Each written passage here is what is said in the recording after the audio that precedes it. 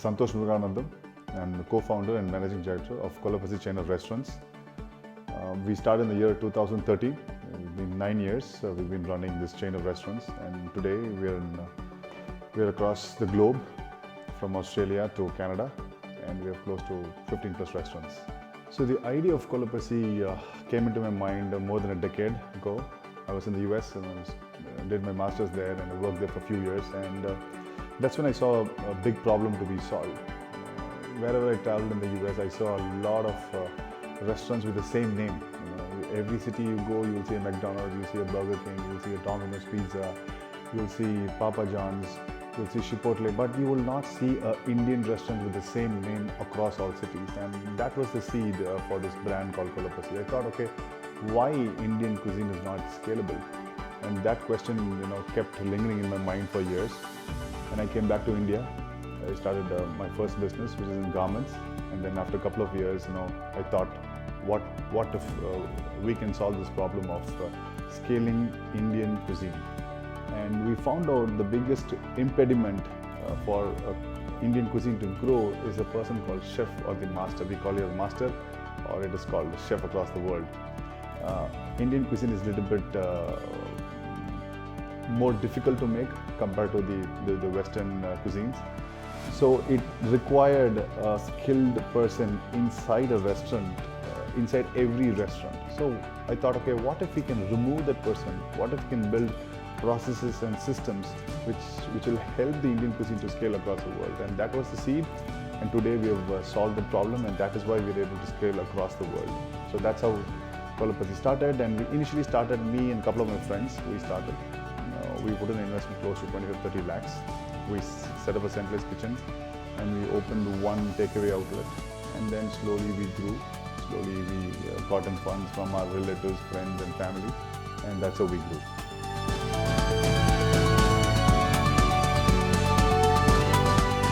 Today we have multiple models of starting a restaurant. I would say at least 3 models. First one is a cloud kitchen. It's the most easiest, and it requires very less investment. Probably you can start a cloud kitchen anywhere from around 5 to 10 lakhs. So cloud kitchen is nothing but it focuses purely on delivery. So you don't have to spend a lot on interiors, you don't have to spend a lot on signage and the board outside your restaurant. Probably you need around 200 to 400 square foot. So all put together, you can start a cloud kitchen today at around from 5 to 10 lakhs. So that's model number 1. So we have the next upgraded model. We have a delivery / takeaway outlet. Probably you can start one within 8 to 12 lakhs. You will have to spend a little bit on interiors. At least you need a board, you need something, a small place, maybe around 400 to 500 square foot, out of which 200 to 300 square foot will be your kitchen. And there's a front space, probably 100 to 200 square foot, where people can come and they can, look at the menu, and they can order, and they can pick up the food, and they would go. So this is the second model. And the third model is a full-fledged restaurant. Restaurants could cost from anywhere from 20 lakhs to 1 crore. So I'm talking about a quick dine-in restaurant. Per se, around 800 to 1000 square foot, which consists 300 to 400 square foot of kitchen space, and remaining 500 to 600 square foot of the dining space. You can put in probably around 5 to 7 tables, which could seat around 25 to 30 people in a restaurant. So a typical restaurant would cost around 20 lakhs minimum, and it can go all up to 1 crore depending upon which area, like which location you're putting the restaurant. Probably in a city like Bangalore, Mumbai or Chennai, it will go up to 50-60 lakhs. Probably in a B town or a C town, you can put all this together within 20 lakhs. So these are the 3 models that you can start. And the most important problem in running a restaurant is handling the chef, handling the person who controls the kitchen. And according to numbers, 90 to 95% of restaurants which have started, they shut down the first year because of problems like this. And the consistency is a big problem, right? When one chef is making a dish with a certain taste, right? And the moment that person leaves out of your restaurant, you'll have to find somebody else, and the second person has to come and match up the same standards as what the first person has done it. So that becomes a big problem. That is the number one problem which is faced by all restaurateurs. And that is a problem we solved in Kolapasi, and that is why we are able to scale. The second problem in running a restaurant is working. So we solved it through proper systems and processes. We studied all the Western models, how McDonald's, Subway is able to standardize and able to operate without a chef or master. We studied the model and it took us 5-6 years to re-engineer, and today we have solved it. We have outlets in Canada and in Australia, and we have not sent any chefs or masters from India. We were able to do that. And today our model is so easy that even an 8th standard graduate can come in, can cook, and you will get the same taste across the world. The second problem, the biggest problem in running a restaurant is working capital. And 95% of the people who are entering the restaurant industry, they don't understand this concept called working capital. They're very excited. I was also excited. Oh, I'm starting a restaurant. And we forget to plan for the working capital. So what is working capital? I'll give you a small example. Let's assume you're starting a fancy store, right? Where you have to buy a lot of gift items and you have to keep it inside a store, and somebody will come and buy that. So first thing is you have to buy all those products and keep it as inventory inside your store. If you're not able to do that, how would somebody come in and buy something from your outlet? So for you to run a restaurant, you have to have a working capital. You have to buy vegetables, you have to buy meat, you have to buy in advance and keep it in your restaurant. Most of us, we don't plan for the working capital. You need to have some money to pay for your rentals, you have to pay your employees for the first 3 months. You have to have at least 3 to 6 months of working capital. An average restaurant would need at least 1.5 to 2 lakhs per month as working capital, a typical restaurant. A typical restaurant would need around 7 to 8 employees. If you add up all their salaries, it will come to probably close to 1.2 to 1.5 lakhs. And then your rentals, your electricity bills and your miscellaneous will closely come up to 2 lakhs. In our model, since we are a smaller model, we only need around 80,000 to 1 lakh. But that's different. A typical restaurant will need 1.5 lakhs to 2 lakhs. So I would suggest, if you do not have 6 months of working capital, I would strongly advise, do not get into the restaurant industry. A lot of people get stuck because of working capital. They underestimate how much is needed to start a restaurant. Let's say if it's 20 lakhs, let's say they might have 10 lakhs in hand, and they would borrow from friends, family another 5 lakhs, and then they put in all their money, and then they're stuck because they don't have money for the working capital. And that is why most of the restaurants fail. And for a restaurant to establish itself in that location, it will need at least 3 to 6 months. Let's assume you take a petrol bunk, right? You have to be open, whatever, from the time you promise, let's say morning 6 to night 11 or 12, you have to be there consistently for somebody to notice, oh, there is a petrol bunk here, and when I'm short of petrol, I would go there and pump in petrol. So you have to be consistently available in a certain location at least for 3 to 6 months for people to notice you that you are in the location. So a lot of us, we want instant reward. We want to open a restaurant and bam, day one, we need everybody in that area to come and buy food from us. It's not going to happen.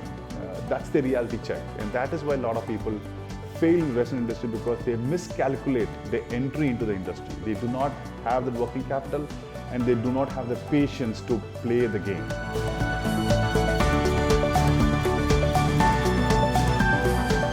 So what is this cloud kitchen? Everybody is asking the same question to me. Santhosh, what is this cloud kitchen?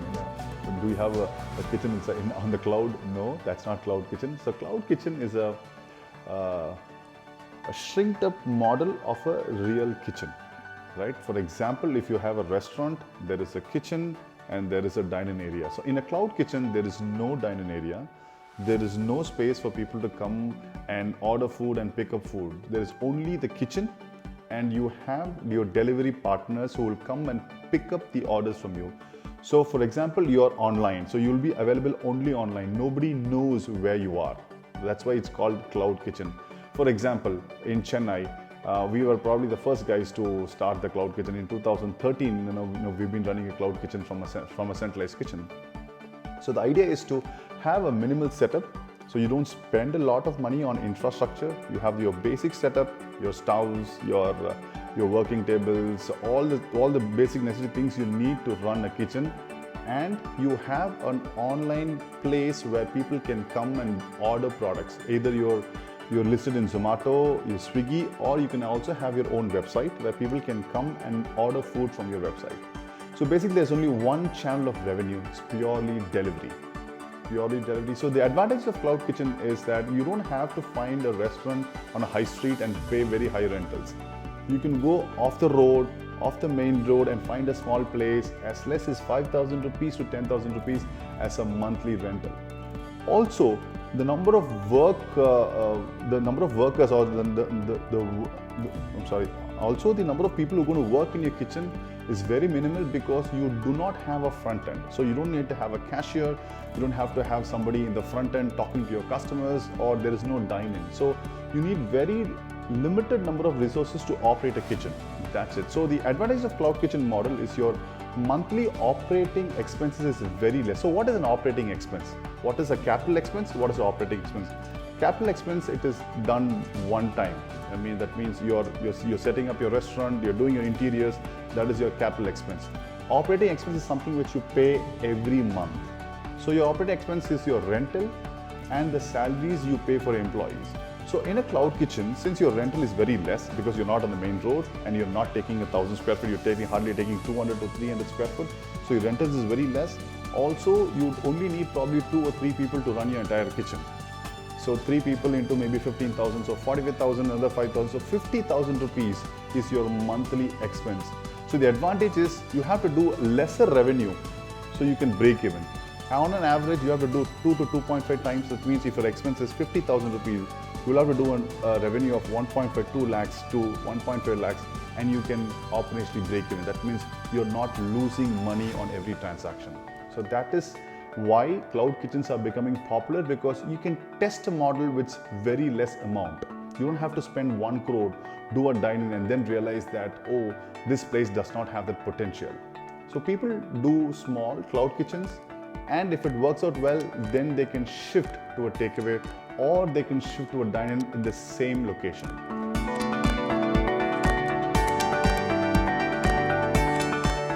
So how do you raise investments for a restaurant? And the best place to raise investment for restaurants is your friends, family, because you do not have a proven successful model for somebody else to come and invest in your business. So the way I did it, I asked my mom, I asked my father-in-law, I asked a couple of my friends, and a couple of my friends joined with me, and then we started Kolapasi.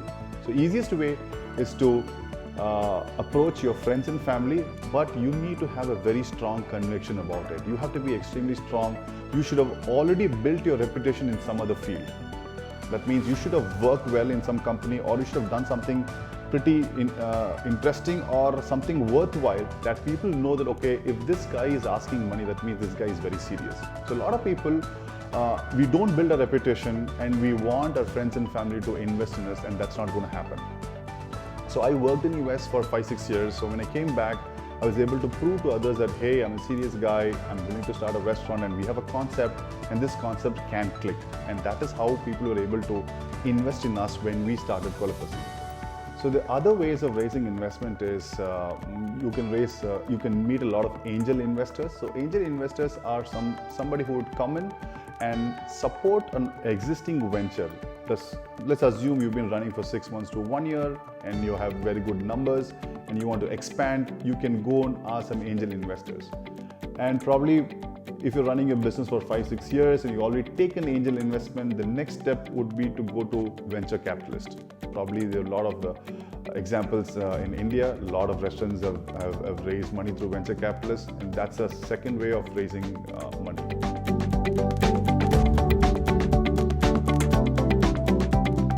So I have 7 advices, not advices probably, 7 suggestions to people who want to become entrepreneurs. First one, be good at whatever you do. If you're a student, I would want you to first study well, get extremely good marks, make sure that your parents are happy, make sure that your professors and lecturers in college are happy, and if they expect 80% from you, make it 85, get 90. Right? If you're working in your company, do the best. Whatever you do at your company, make sure that you are doing excellent, because excellence is a habit. You cannot slack at your work and then expect yourself to come and do extremely great in your business. Like you cannot just slack in your college and just expect yourself to come and do great in business. Make sure whatever you do, you excel at it, because excellence is a habit. That's point number one. Point number two, be ready to make mistakes. Welcome to the new world where you will become successful only if you make mistakes. So I say this, if you want to become awesome, you will have to be awkward. Without passing the awkward phase, you will never be awesome. Just imagine you take anything you became good at, maybe playing cricket or maybe riding a bicycle. Initially, the first time when you rode a bicycle, what happened? You fell down. It was so awkward, everybody laughed at you. But what did you do? You did not stop there. Yes, you know you're going to fall down.